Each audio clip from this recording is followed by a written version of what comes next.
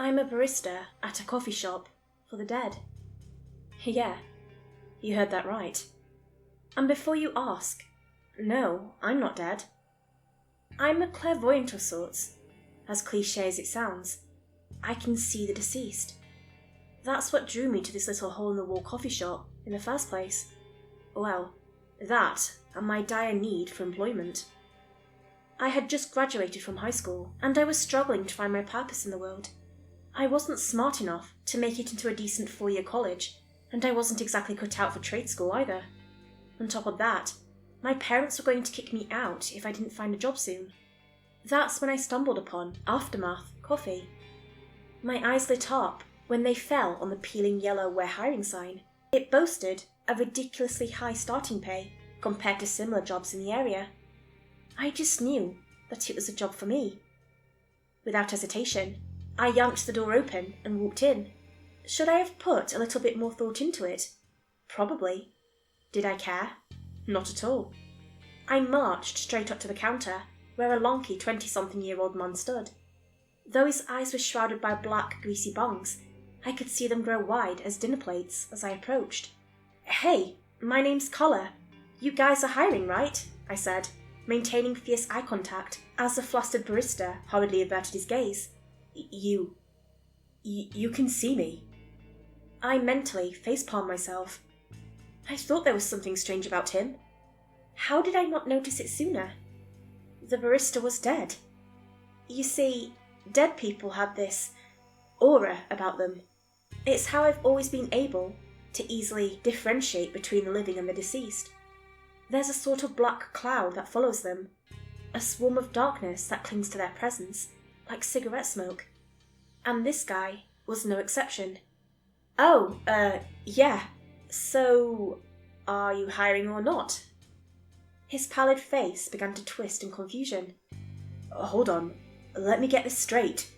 You're alive, you know that I'm dead, and you still want a job here?" "Yeah, it's not that hard to comprehend, dude." Just by the look on his face, I could tell that he was struggling to process my statement. He stared at me blankly, brows knitted together, head cocked to the side like a curious dog. I sighed. This wasn't my first rodeo. "I can see that you're not getting it, so I'll spell it out for you. I've had this gift, or curse, depending on how you look at it, ever since I was a little girl. No, I don't know how I got it. My great-aunt Margaret could have jerked off a demon for all I know. I honestly don't care either. I usually don't interact with dead people because I always end up needing to explain myself, like right now, but as far as I'm concerned, you're all like normal people to me. I mean, except for the 1,000-yard stares and screwed-up appearances, that is." The barista pursed his lips, his gaze fixed to the cash register. He reluctantly glanced up at me. "I'll have to get the manager. Wait here." I nodded, watching as he disappeared into the bar. I took that opportunity to drink in my surroundings. Now that I was looking at it, the shop did seem a little dreary. I peered at all the dust-coated tables and chairs. Only 2 were occupied. A burly man with a nasty road rash, seared into his face, sat at the table closest to the door. He wore a tattered leather jacket and jeans. I thought I could still make out bits of pavement caught in his scraggly beard. He stared deeply into his coffee cup. I wondered what he was thinking about. A second man, wearing a dark brown fedora, had claimed a seat against the wall. A torn yellow newspaper obscured his face from view. I stood on my tiptoes, trying to catch a glimpse of him, but his features were fully shielded. I sighed, lowering back to my feet. Footsteps suddenly emerged from behind me, shattering my reverie. I spun around and stifled a gasp. A hulking behemoth of a man stood before me. He must have been at least 7 feet tall, and he was not slim either. Each of his forearms were as big around as my torso. His scruffy brown hair was unkempt, like he'd just rolled out of bed.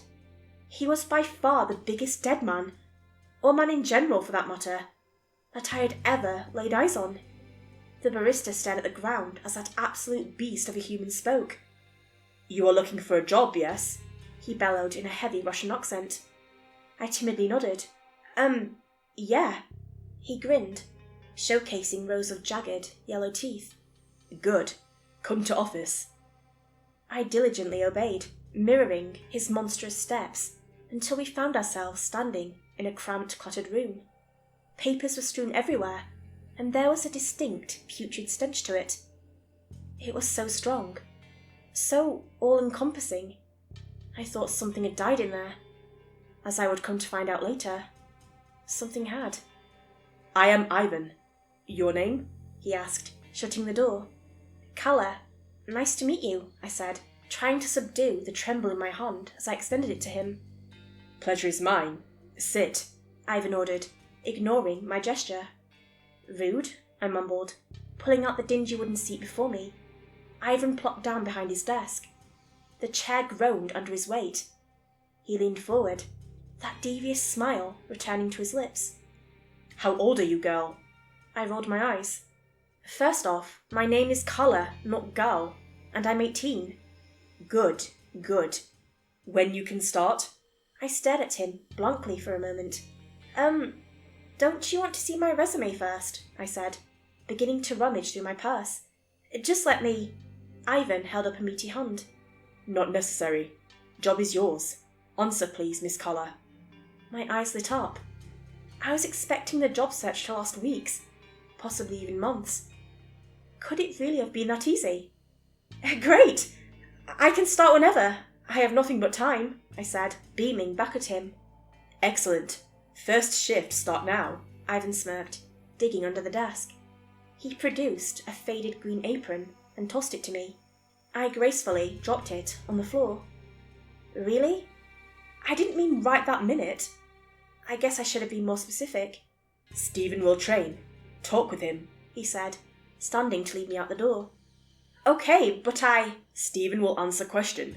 Glad to have you. Ivan hurriedly ushered me out of the room. Slam. The door rattled in its frame as it closed in my face. That was weird. I timidly returned to the counter where Stephen stood.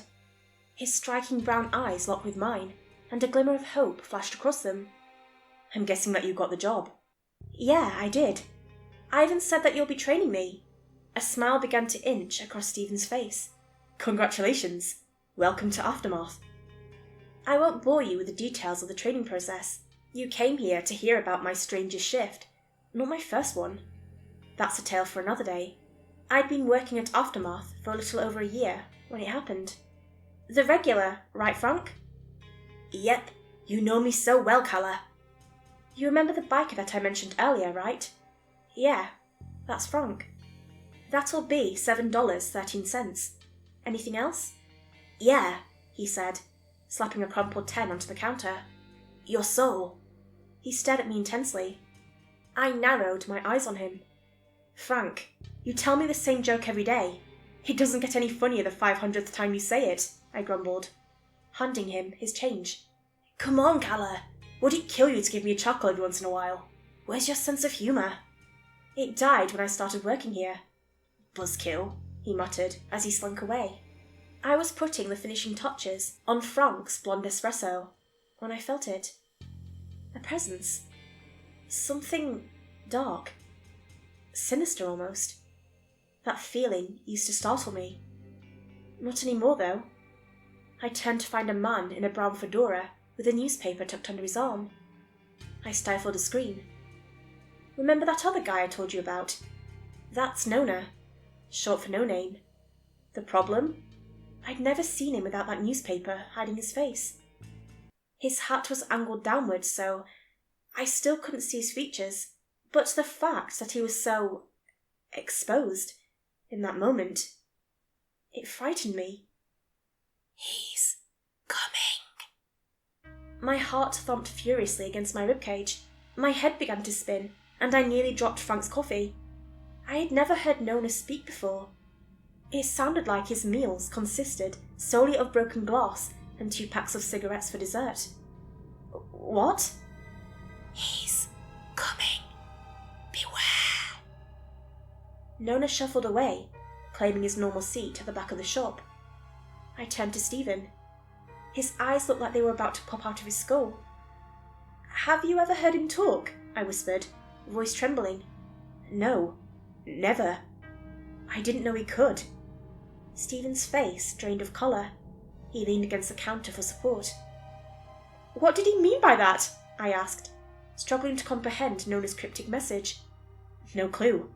I think we need to tell Ivan about this." I nodded, and Stephen straightened up before trotting to Ivan's office. I was left alone to man the register. "Hey, are you done with my order yet?" Frank's gruff voice ripped me from my stupor. "Freaking Frank, man." "Oh shit, yeah, sorry." I sheepishly handed him the now shaken espresso. He mumbled something about the shop needing a new barista before trundling back to his seat. I scoffed, returning to taking inventory, when suddenly I felt it. The atmosphere shifted. The temperature plummeted, and I could feel something evil in the air. Something dark, twisted, and sinister. My blood ran cold when I heard the familiar jingle of the door opening. I hesitantly glanced up. I don't think I'll ever forget what I saw. A slim man wearing a sleek black suit sauntered through the door. He adjusted his blood-red tie as he approached. Pitch-black horns protruded from the rat's nest of messy blonde hair atop his head. His striking blue eyes seemed to stare through me as a grin plastered itself across his face. That's not what really scared me, though. He dragged a thick, rusted chain link behind him, and at the end of that chain link, a man. A bloody, emaciated Japanese man followed vigilantly on all fours, like some kind of fucked up dog. The collar around his neck was so tight that I thought it might snap. A pang of guilt struck my chest like a lightning bolt as he peered up at me with those hopeless, vacant eyes. "Veria!" Ivan appeared behind me, snarling like a grizzly bear. Stephen took refuge behind him. "Ah, Ivan! A long time no see." He was rewarded with a sharp scowl. "You were banned. Get out!" Veria's sly grin only grew wider. "Now, Ivan! That's no way to speak to a dear old colleague. I miss those days, you know." Ivan slammed his massive fist onto the counter, sending a tremor through the entire shop. He turned to Stephen and me. "Go to office. You do not need to see this." We immediately obeyed, peeking around the corner of the doorframe. "Who's Veria?" I muttered, mindful to keep quiet. "The demon of disobedience. He and Ivan have a past. Last time he stopped by, it wasn't pretty." I pursed my lips. The demon of disobedience, dragging a man on a leash. Oh, the irony. Out of my periphery, I could see Frank slithering towards the door. I didn't blame him. I would have left too, if I could get away with it. Nona, on the other hand, was still as a statue. He was just standing with his head down beside his usual spot. Honestly, I was more scared of him than the demon screwing with my boss. "I'm not at all surprised to see that your manners, or lack thereof, have further deteriorated since our last encounter. You really should work on that," Veria hissed, snapping me from my stupor. He was almost giggling with a childlike enthusiasm. "I will not ask again. Why are you here?" Ivan bellowed menacingly. "I was just stopping by for a latte, and maybe a pop cup for my good little boy here. Isn't that right, Mitsuru? Bark for me," he demanded, patting his victim's head. The man, who I now knew to be Mitsuru, reluctantly obeyed. Weak barks escaped his lips, shattering my heart. I wished there was some way that I could help him, but I was no match for a demon, and I knew it. "Perfect. Sit." Mitsuru did as he was told. Veria reached into his pocket and produced a small chunk of meat. He tossed it to his captive, who caught it in his mouth and began to chew. He winced as he did so. I briefly caught his gaze. His eyes looked so desolate, so broken. They pleaded with me to help, to do something other than cower and watch. I'm ashamed to admit that that's exactly what I did. "You have had your fun. Now go," Ivan boomed. Veria waved him off, turning to his abductee. "Stay." Then he marched behind the counter. My heart was beating a mile a minute. Though slight, I could see Ivan, trembling. I never thought I'd encounter someone who would strike genuine fear into that man. but here he was. Verrier grabbed a fistful of Ivan's shirt and pulled him down to his level. He whispered something into his ear before releasing him. Ivan's eyes grew wide as saucers. Then Verrier turned towards Stephen and me. He began to approach us, taking slow, calculated steps. He was halfway to the office when a dark mass materialized behind him. Nona. Nona silently placed a gloved hand on Verrier's shoulder and spun him around. I could practically see the steam wafting from the demon's ears. "Who the hell do you think you are? Touching me like that? I ought to." Nona began to slowly lift his head, revealing his face to Verrier. Stephen covered my eyes with his hand. "We're not supposed to see this," he murmured. What the fuck is that thing?" Verrier cried, terror seeping into his words. "On second thought, I'm going to leave. Take care, Ivan." I could hear the sound of the chain jangling and heavy footsteps, followed by the door slamming shut. Needless to say, when Stephen removed his hand, Verrier and his companion were gone. "Thank you, my friend. For you, free coffee for a year." Nona simply flashed him a thumbs up and returned to his seat. I glanced up at Stephen. I was still quivering from the adrenaline rush. What the hell just happened? He sternly locked eyes with me, his visage cold and unwavering. "As you've come to find out, there are demons that roam the earth alongside the living and the dead. Nona, well, he's something else. Just pray that you never have to find out what."